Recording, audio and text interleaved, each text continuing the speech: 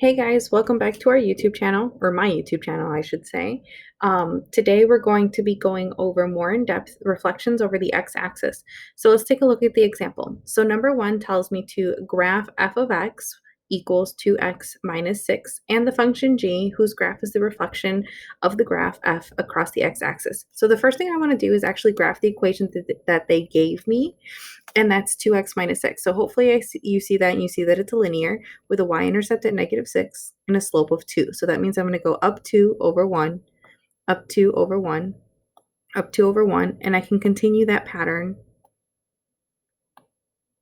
as far as I want. And so I'm just going to stop right there. And then I can connect those dots, and I know that that's a linear function. Okay.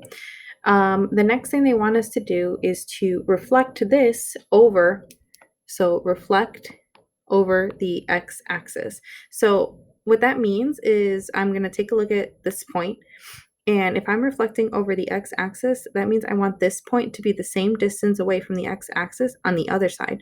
So this point is 6 away from the x-axis, which means the new point is going to be up here at 0, 6. Okay. This point right here is 4 away from the x-axis, so it's going to be 4 away from the x-axis on the other side. This point right here is 3 away, and so we're going to keep going in that pattern. Okay, and we can keep using that symmetry, and I'm going to just clean this up a little bit. This point right here is not going to change because it's on the x-axis. However, this point is actually going to move down. So it's 2 away from the x-axis on this side, and so we're going to move it to the other side down here. Okay, and we can just connect the points. And here we go. We've reflected it. Okay. So I'm just going to go ahead and write down these coordinates really quick. This one's at 2, 2. This is at 0, -6. This is at 1, -4. This is at 2, -2. Just so we've got some points because we're going to reference those later. So write an equation. So part B says write an equation for G. So G is the one in orange that we just graphed. So let's call this G. And I can write it in slope intercept form.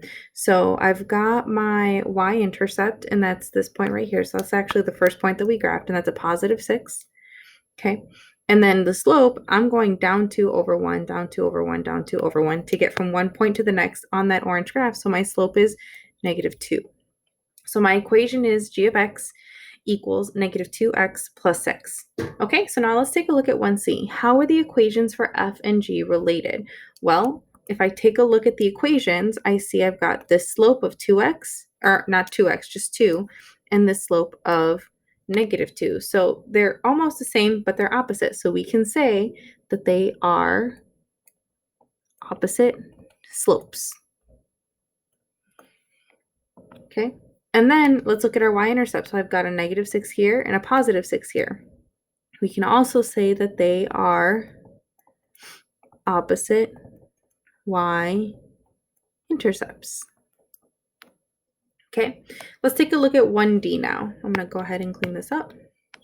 So summarize what you have learned about reflections over the x-axis. So the reason I labeled those points is because I want us to pay attention. So that point and this point, they had the same x value. This 1, -4 became 1, 4. 2, -2 became 2, 2. So if you notice, the inputs stay the same. Inputs stay the same.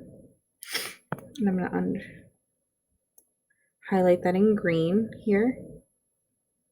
Okay. What's changing is our y values. So we got 6 from -6. -4 became 4, -2 became +2. So the thing that changed here, we can say that the outputs were opposite. Okay, and so we can say that in our normal language, but what we want to get used to is saying it in our algebra language. So the way that we would write this, we could say that g of x is the opposite of f of x. Or if we're trying to shorthand that, we would write it as g of x equals negative f of x. So the opposite of f of x. Thanks for watching.